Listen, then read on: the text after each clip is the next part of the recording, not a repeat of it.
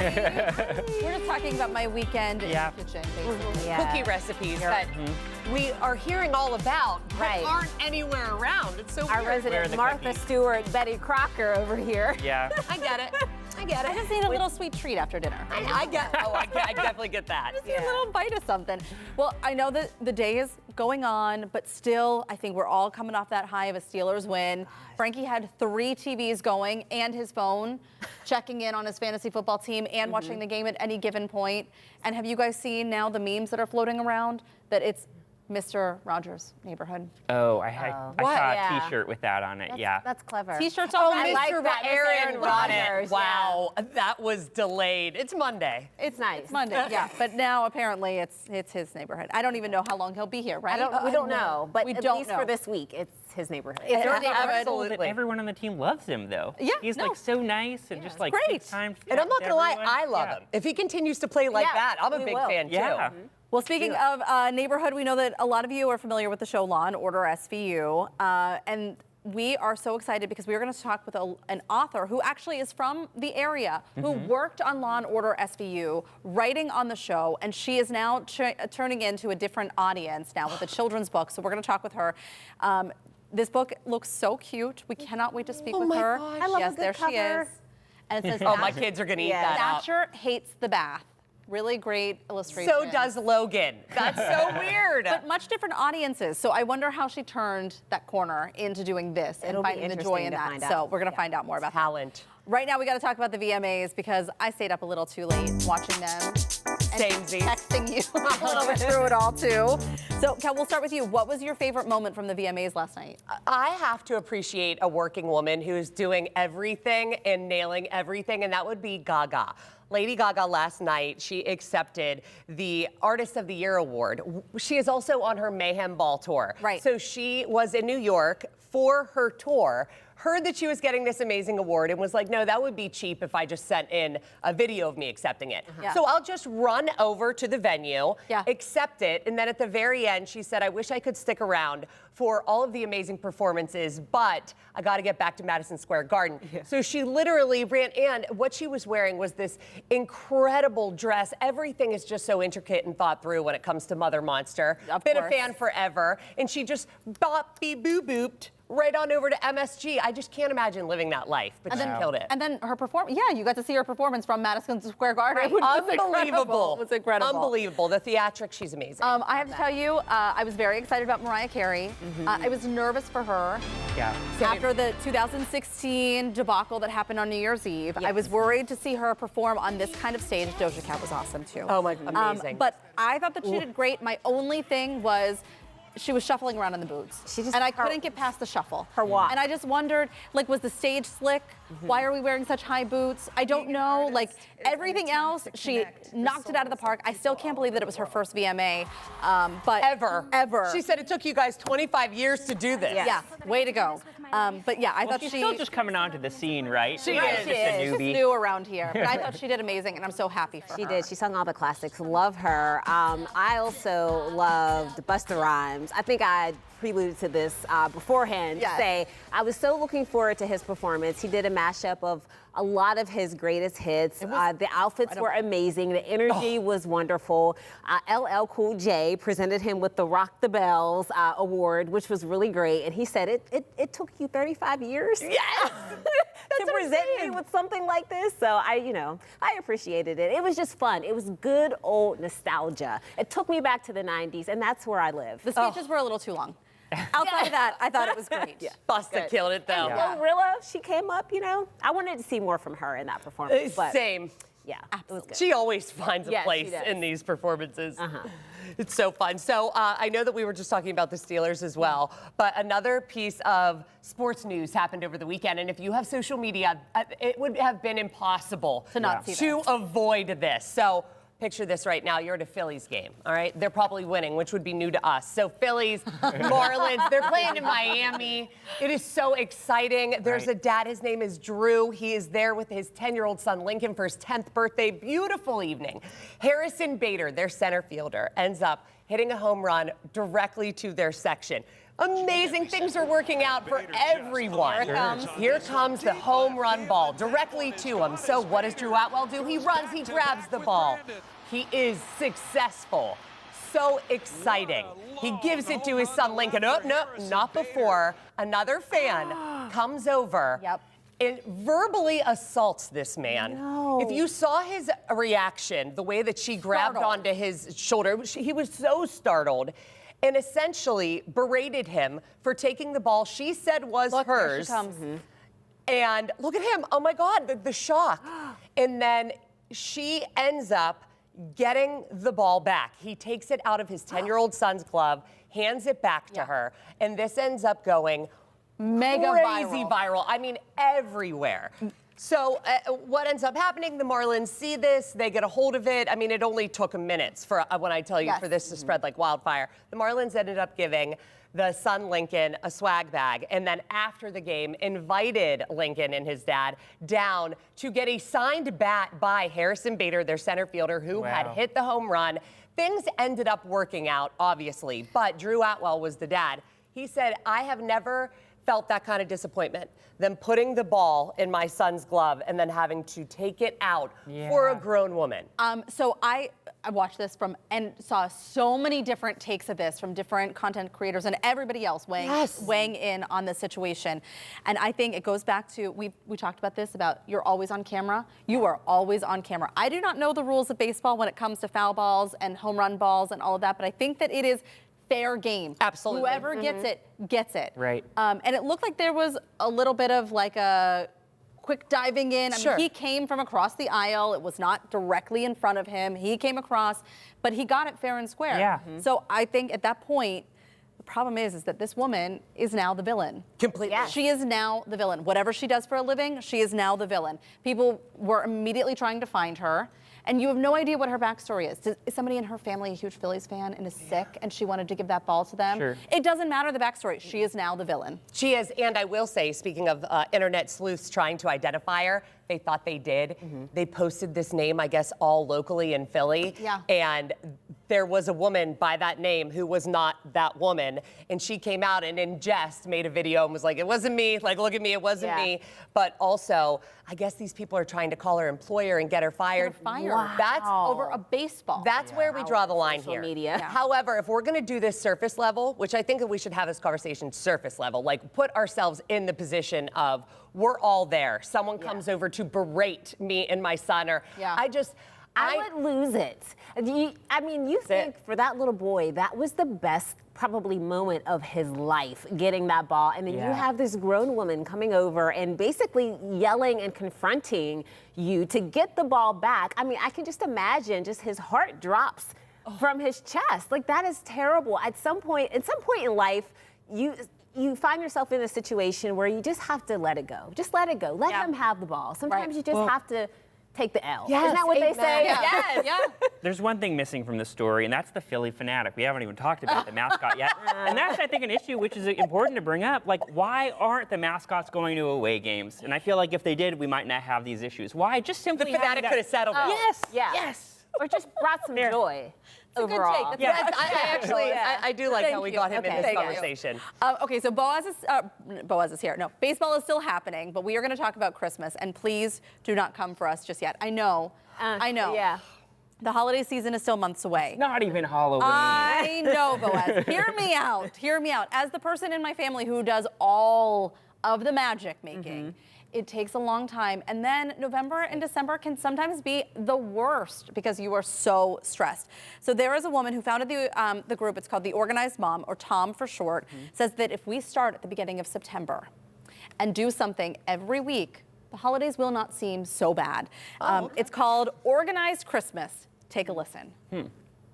Now, immediately, I know that lots of you will recoil in horror, but what Organised Christmas is a very slow, very gentle, very calm way to get ready for Christmas without you really even noticing that you're doing it. That's the whole magic of it.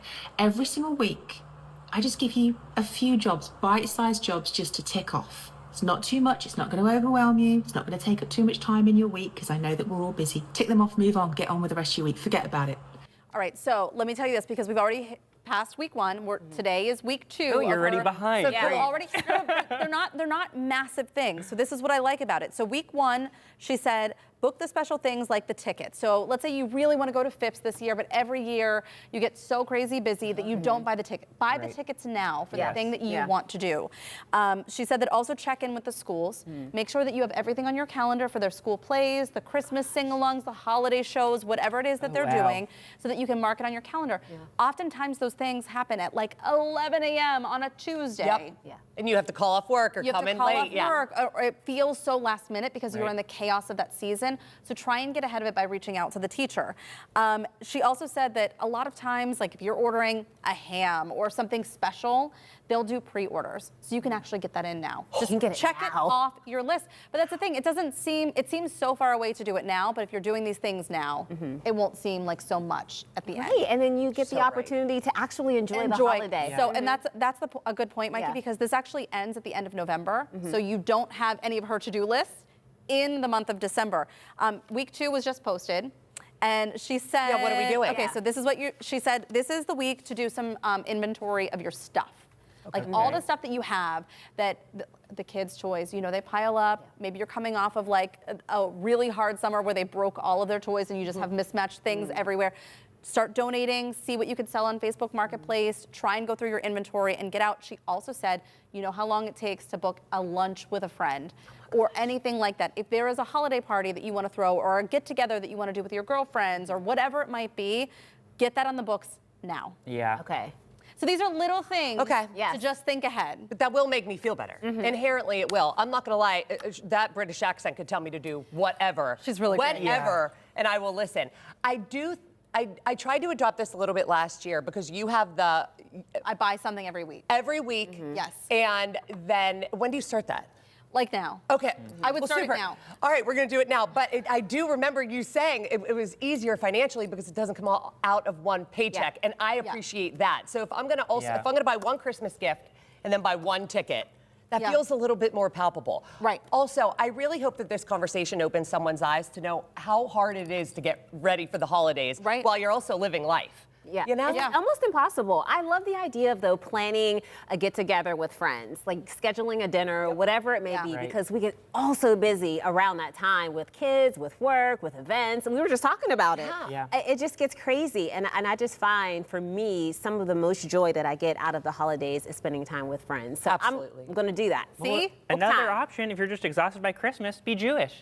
There you go. You can do that. Yeah. Well, you can start planning for Hanukkah now, too. Yeah, exactly. Get on board. We've got like 7 holidays before then, Heather. I know. Yeah. I know you do. Good idea, though. Still to come on Talk Pittsburgh, who said fun needs a chaser? Find out about the new Lawrenceville neighborhood resource containing no booze but plenty of buzz. And trading in sunny artwork for cozy throws. Learn some easy ways that you can turn your fireplace mantle into the perfect fall statement. That's next.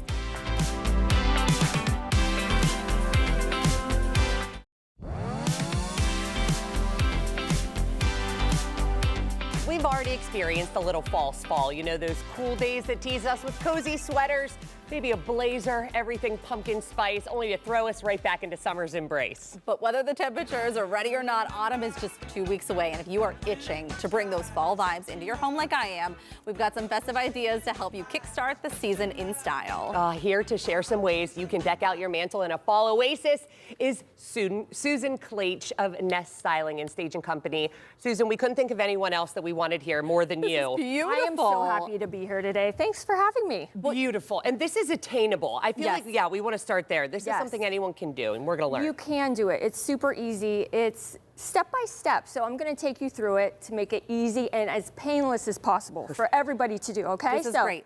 We start with 3 elements that I go by. The first is a good foundation. Second is height. And third is a waterfall, something cascading down your mantle. Oh, this is great. Beautiful. Well, and you do have, like, I see how you did this with, are these just candlestick holders? Yes, so you turn your candlestick upside down, okay? Grab baskets from your storage area, from your kitchen, whatever you have, And you can fill it with pumpkins, gourds, whatever you have on hand. It can be faux or it can be real, whatever you have on hand. Do it that way. And again, we're Yes, just for giving sure. that height difference can add a lot of Variation. visually appealing. Yeah. Baskets are our friend, is what you're saying. Because sometimes I buy Yes. them, not sometimes, all the time, and I Yes. never know what to put in them once they're there. Yes, so baskets are friends. I would add more than one basket to the mantle for height, but the only thing you have to do is add a piece of greenery to it, okay? Oh, look at boom! you. Then you have the greenery, okay, that you have in your mantle already, but you have it for your height as well. I like what you did here. These are two vases nested into each other, and you just used some faux moss to kind of So- create something interesting. This is Absolutely. gorgeous. So glass hurricanes are trending right now. They're everywhere in every craft store. So what you do, you put the smaller vase in first, add the moss, and then let's add some faux flowers to that. Oh, beautiful. This came together quick, and I feel like everyone has these, especially if you've had a wedding or a bridal Right. shower. Oh, yes, for sure. And use it as decor for Thanksgiving also. We know that's coming. So I know things can be a little pricey, but this can stay up for 3 months. And Absolutely. yes, and you could really enjoy it. Yes. Let's get to the mantle, the big Yes. centerpiece here. We're going to walk around to the front. Walk around. So you actually shared with me, because I saw this on your Instagram page. Yes. This branch is something that you can pick up on Amazon, or you can even, if you have like a lot of branches outside, you want to shake them off, get all the bugs off. For sure. Use this. It's whatever you have on hand. These grapevines you can buy at any craft store online. I added 2 and I intertwined them because you want a nice full mantle, right? Yes. Okay. So And it gives you a place to put things. absolutely. So we have faux leaves for you guys to kind of intertwine. I kind of did this one to show the viewers, but we have this one for you to thread through. So it's just creating layers. So we have our branches Exactly. here. Kelly's adding some greenery, and then we're going to take our stems and Yes. just kind of put them into. Place them gently. It doesn't have to be tight. We like it very full, and it looks organic if we don't do it so neatly. Sure. And can I ask, when you're putting these in, are you able to go in different directions? Do you always go in the Absolutely. same direction? No, I do either direction. I feel like whenever you can't see the stem, sure, you can cut it off, but if Sure. you want to use it for something else, you don't necessarily have to cut the back of the stem. Just leave it on and just tuck it through. Look what we gorgeous. did. Look at the magic know. we Look at that. created It really here. doesn't take a lot of time to create something truly special and really beautiful. I mean, look, we have another piece we can Of add in course. here. Any recommendations to our viewers at home on where to get stems? I know that there are sometimes some good deals at the big box stores. Amazon. Okay. Amazon's a great one. Hobby Lobby. Everything I bought was so inexpensive at Hobby Lobby. It looks like a big box store from Yeah. the mall, but half the price. Oh, we love that. Feel like Any that. money that we can save right now is great. And you're right. I do love how you can use them for multiple holidays and next year. Absolutely. I'm getting lost Absolutely. in the foliage over here, and I Same. love it. I love it. It's almost fall. Taking this with me. Go. If you're interested in more interior design inspiration from Susan, we're going to link you up to her social media on our website, kdka.com/talkpittsburgh. This is my This season. is it. This Get is me a it. PSL. And speaking of fall, we know it's coming for us and quick. Mary, is it about that time to start packing away our summer clothes? Oh, Kel, I go by meteorological seasons. That started September 1st. So for me, it's fall. We've already decorated outside, and we have perfect weather if you want to do so too, or for any plans going on this week. A gorgeous, comfortable day. I'll let you know when things are going to warm up in your forecast by the hours straight ahead.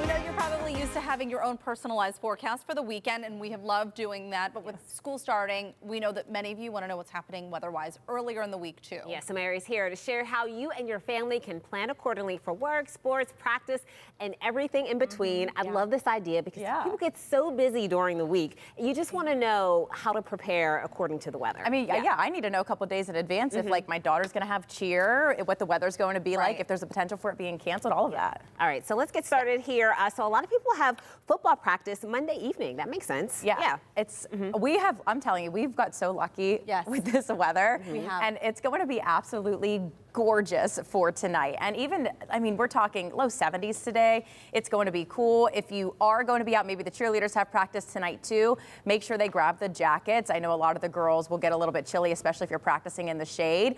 And mid 60s, I mean, does it get any better than this? This is a little bit below average, but we'll stay nice and clear all the way through tonight. So for all those little kids running around for those youth football, you know, it's nice. It'll be nice. It'll be good. And today is Monday. So Yeah, we had practices in the 90s. I mean, it was hot. Well, it can be very dangerous in August. I know when the kids get back into practice, it can be really hard. Yep. We were a little taken by the rain last week because it hasn't rained in so long in the morning.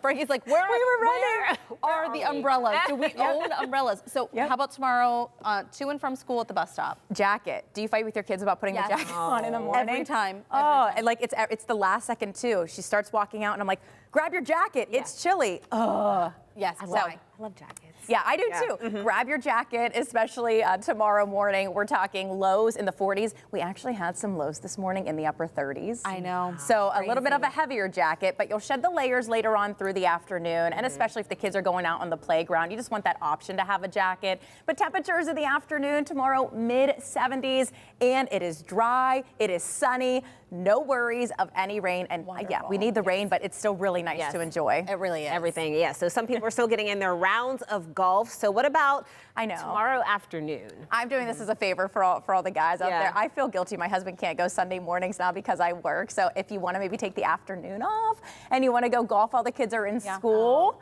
perfect golf weather still, and it's not too chilly. So if you're going around noon, yes, you only have noon to 4. You can't go any later because you have to pick the kids up from the bus stop.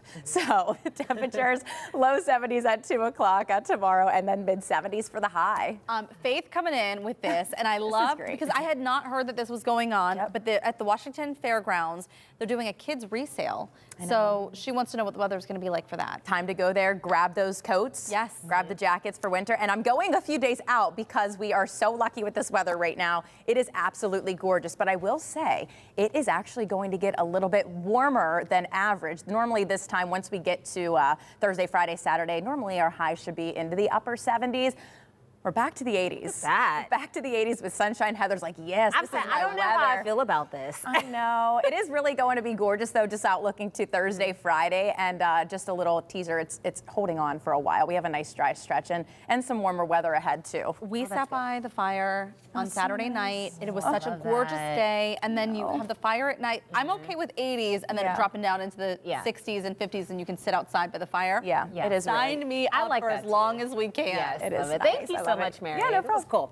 All right, well, still to come on Talk Pittsburgh. When it comes to kids' hobbies, are they about passion or pressure? We're looking at how wealthy parents are steering their children towards certain activities, sometimes with a big price tag attached. That's next.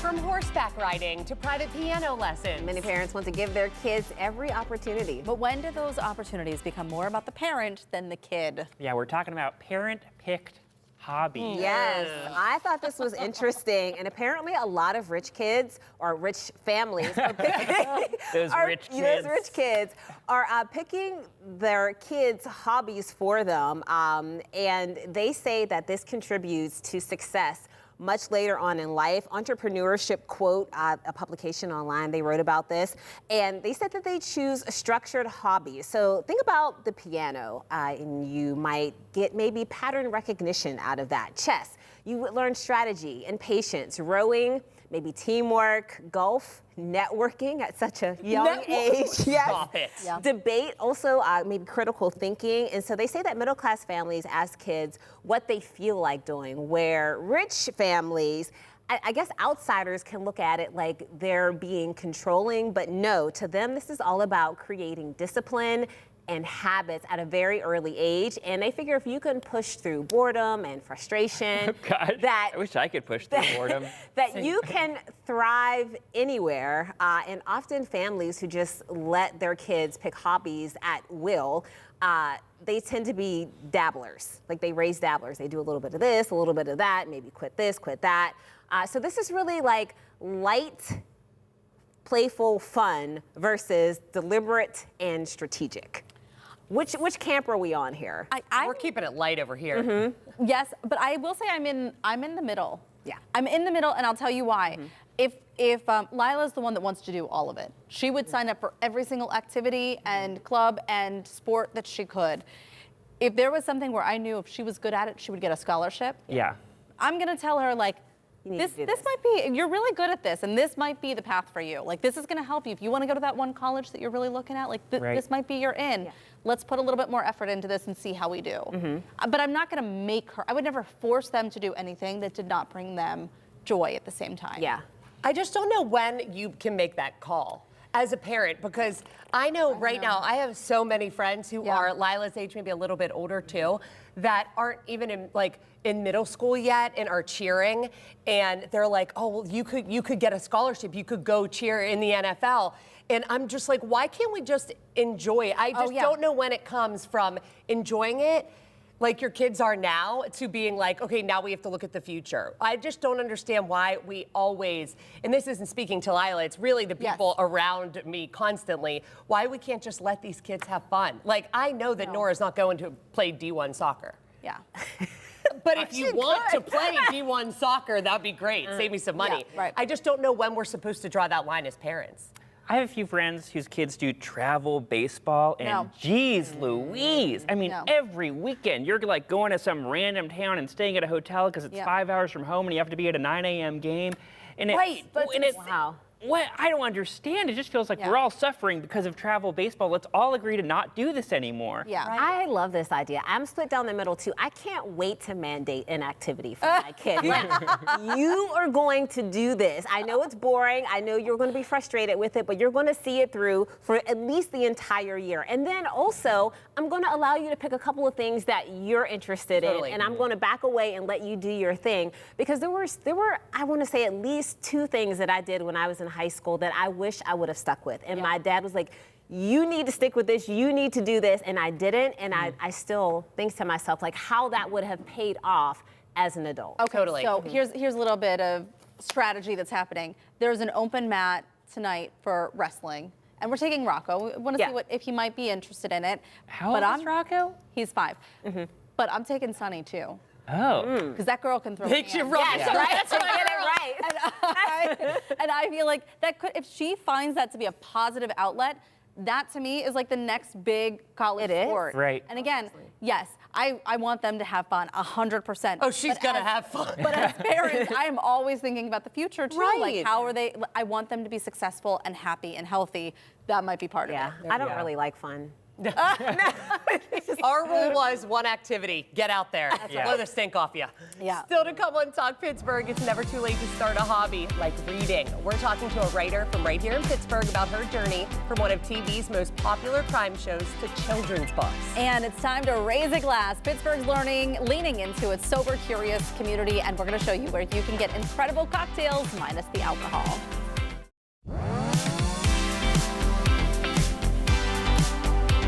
From the mean streets of Law & Order SVU to the safe embrace of a children's book. That's quite a journey, and one our next guest, writer Allison Intrieri, made seamlessly. So Allison, thank you so much for joining us from California. Thanks for having me. Yeah, so you just wrote a children's book. It's out now. How did your parenting journey play into the creation of this? So I became a parent in 2021, and like every parent, I suffered through meltdowns. For us, the big battle was bath time, and I tried every suggestion out there, toys, tricks, even getting in the tub with my son and pouring water over my head while laughing really hard to get him to see that the bath was fun. And none of it worked.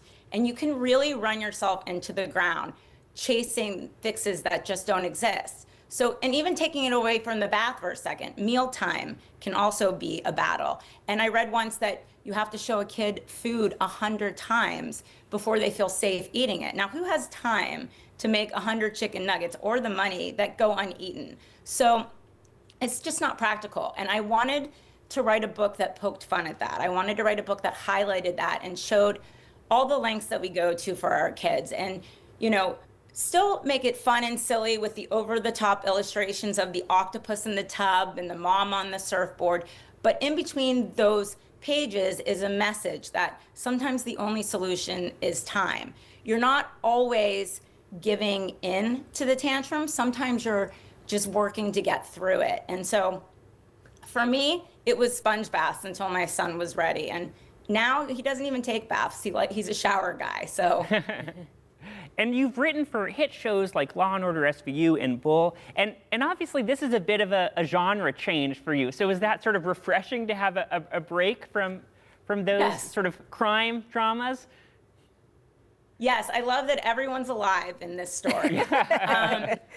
And I often say to people when they ask me how I write for such dark dramas, we're always looking for those light moments because they exist even in the darkest times. And in parenting, you just have to have a sense of humor to survive. So I really enjoy getting to lean into those playful comedic sides. Oh, there you go. That show is 26 years or 27 years. It's been going forever. Wow. But the challenge for me wasn't so much the tone as a TV script. I get to, have 6,500 words to play with to tell the story. And this, I had to tell it under 500. So that was the real challenge for me. Yeah, and I'm sure for SVU, you were in a writer's room. So this was probably a little bit different. I mean, you did this solo. What was that like? I did. It was hard. I like to tell people I became a creative director overnight. And my producing experience working in television really helped me because you are producing this book. But I would tell people if they want to write a children's book that one of the most important things is having a book designer. You kind of think in terms of the text in the illustrations, but you really need that person that helps you make your book look like every other traditional book on the shelf. So that really helped a lot. And she really helped me make sure that the mistakes that I might be missing, she caught. So. And we got to talk about your hometown. You grew up here in Pittsburgh, and you went to CMU too, right? I went to Carnegie Mellon for their pre-college theater program. And honestly, I say that still is one of the best experiences of my life. And I love Pittsburgh. I was just back there in October. I went to Doot's Bakery with my son, and we got a cookie, and we went to the steps of my grandmother's house in Sharpsburg, and we had dinner with my dad's law partners at the law firm that is still there. And I love Pittsburgh. It's such a great city. Oh, we love the Pittsburgh connection. What are you hoping that parents and even kids take away from this book? So this book is different in the sense that it's told from the POV of the parent, which is rare. Books a lot of times are told from the child's point of view or an animal's point of view. And I think it's important for us, our kids, to see us as characters in their books. We're the ones who are raising them.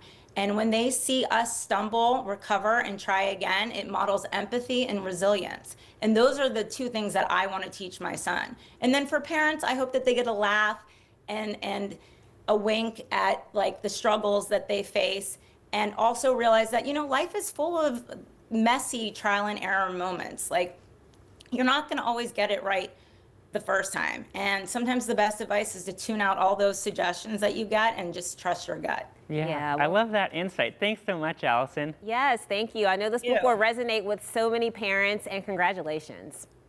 Thank you. Yes. All right, well, you can order Allison's book, Thatcher Hates the Bath, at your local bookstore or from Amazon. And we all know AI can do some pretty incredible things, but one thing it doesn't have, human creativity. We're trying out one of the latest features, storybooks. That's up next.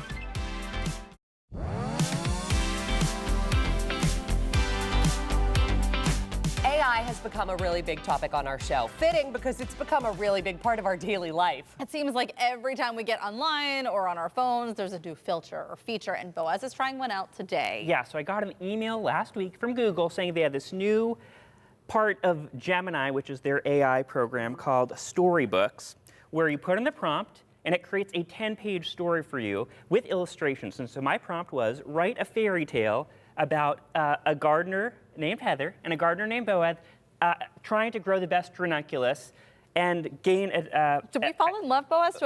Well, here's the thing. Oh my God, how cute! I'll read you the beginning of it. In the bustling kingdom of Pittsburgh, where flowers whispered secrets to the wind, lived two gardeners, Boaz and Heather. Their gardens were side by side, separated only by a low, mossy stone wall. Each year they vied for the most magnificent ranunculus, hoping to win the Royal Ranunculus Ball. Look at me. Now, zip So ahead, sad. they're having some issues here. A cold front comes through, the ranunculuses are dying, and then they realize that if they work together, they can save their ranunculuses. They put blankets over the ranunculi.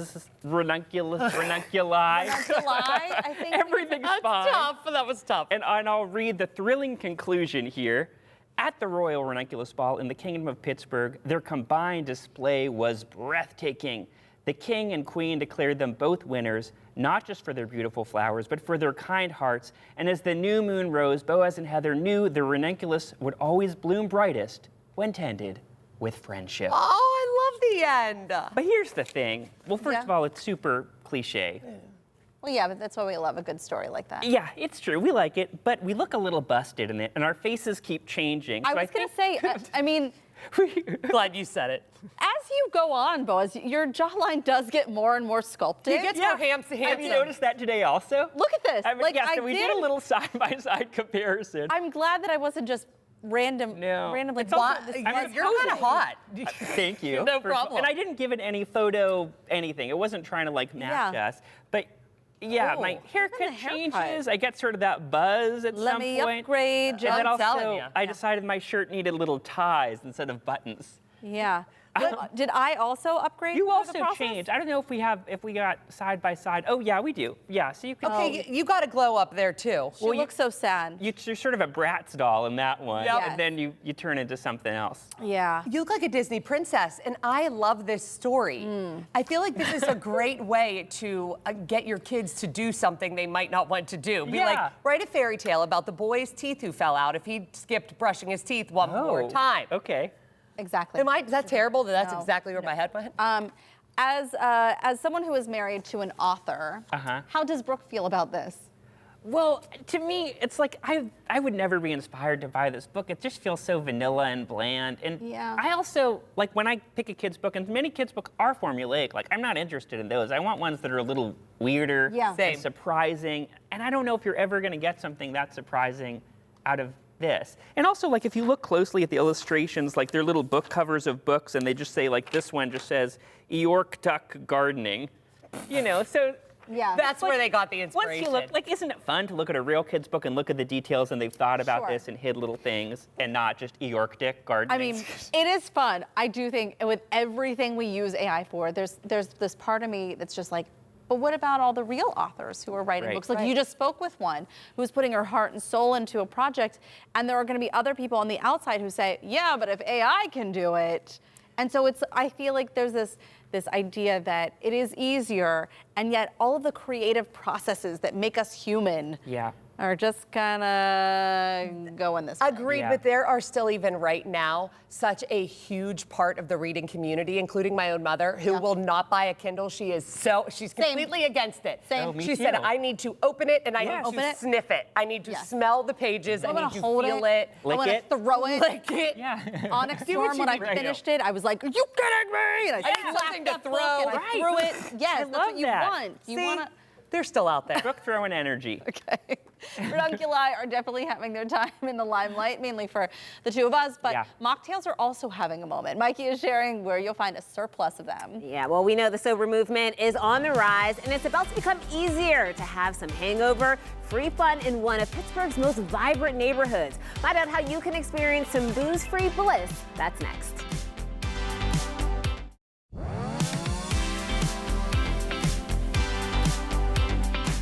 We know a lot of you love Lawrenceville for its dining options, music venues, trendy shops, and so much more.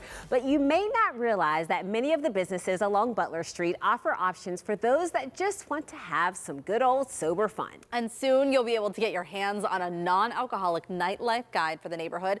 We have Ross Greenberg of Lawrenceville Corporation here with us to share more about it. This is fantastic. We know that there's a huge movement, but to see it happening along Butler Street and in Lawrenceville is great. It's really exciting. The sober and sober curious lifestyle is growing more and more popular, even with people younger than I am. And so we worked with Katrina Tamacchio, who's a friend of Talk Pittsburgh. I know she's been on here to put together this amazing resource. This is our non-alcoholic nightlife guide. This is live now on our website at lvpgh.com. I brought a copy in for you all to flip through. Wonderful. And what I brought here is a bunch of samples from 4 of our local restaurants and bars that we're able to sample these delicious I mocktails. love that. And they gave you all of the instructions to put these cocktails together. You are not a bartender. No. But I must say, you did a fantastic job because all of these look so lovely. So They what gave do we... me detailed instructions. I wanted to make sure I did them proud. Oh, yeah, good. Yeah. So what do we have here first? So this one up first is actually called the Petals and Prosec No by The Forge. This is like a floral riff on a French 75. So there's lavender, fresh ginger, acid-adjusted lemon, and then the joyous, sparkling, non-alcoholic rosé. That you can get it right here in your cheek. You get that little tingle. It's the ginger. Yeah. Really lovely. Delicious. It's really refreshing. It's nice. They wanted this to be inspired by the like petals and rosé, kind of petals and prosecco vibe that a lot of like bachelorette parties are doing. Yeah. So Lovely. this is that in a glass. And this one also, the vibrancy and the color. What is this one? So this is from Esquina Cantina. It's called a Rosalina. This is their non-alcoholic take on one of their most popular cocktails. You can get it as it is, which as you'll see is delicious. You can also add like a non-alcoholic spirit to it, which really adds a little bit more of that kick. I am not kidding. These What are is that? amazing. What is the sweet? What So is there's decaf lemon verbena green tea, raspberry, and lemon. So it's that raspberry that gives it that color. It's wonderful. Yeah. Super, again, It's refreshing, lovely. perfect for their patio. And the enjoying that. garnishes are beautiful. I mean, they're really speaking fall to me for sure. Yes, these are definitely fall drinks. Then this one is the Gold Rush. This is basically like a riff on a bee's knees from Lawrence Hall. This is non-alcoholic rum by Monday, Kentucky 74 non-alcoholic bourbon, lemon juice, orange blossom honey, and then that lemon no garnish. Non-alcoholic rum. It still kind of tastes like rum. Yeah, it gives you get that that flavor, mouthfeel. Yeah. They do a lot of science I couldn't understand to like give you that same kind of feeling without the hangover. Oh, This is Gold lovely. Rush. All right, and we can't ignore the purple over No, here. so this is the best. It's sparkling. You can see there's a little edible glitter in there. If the cameras are picking that up, this is the Lavender Bliss Spritz. I love lavender. Everything lavender right Trust now. me, It's my thing. Oh, Yeah. I put it in everything I can. So this is from Happenstance Cafe on Penn Avenue. There's butterfly PT with lavender, lemon, seltzer, and that lemon garnish.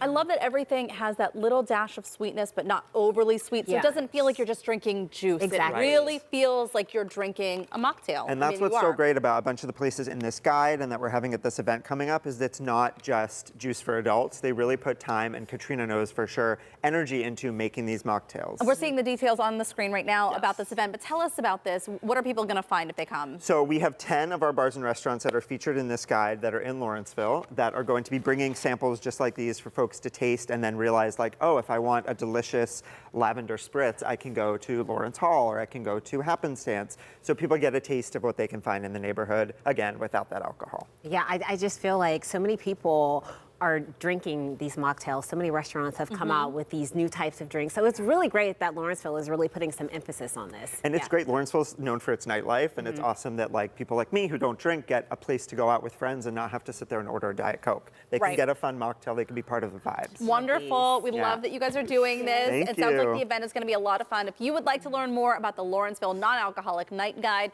or the sampler event happening next Monday at Spirit, you can head to our website for more information. Thank you again for Thank coming you on. both. We'll be right back.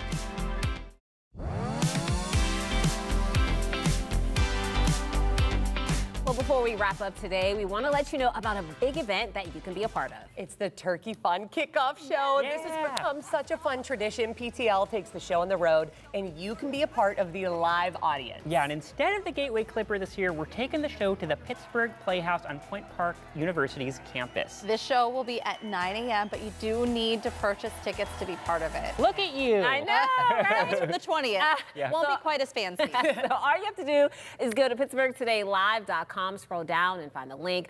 The money from your ticket purchase will go to the Turkey Fund, so we love that. Oh, Yeah. such a good cause. Again, the date of the show is Wednesday, September 24th, and we hope that you can join the fun. It's going to be a great day. And today was a great hour. Thanks Yeah. for joining us. Coming up tomorrow on Talk Pittsburgh, from curfews to car keys, teenagers crave the freedom to spread their wings. Our parent panel is sharing some ways you can build their independence without feeling like you're losing control. And burgers, black and gold, and tailgates so big it belongs on the highlight reel. Find out all the details of a Steelers home opener party hosted by a popular photographer in town.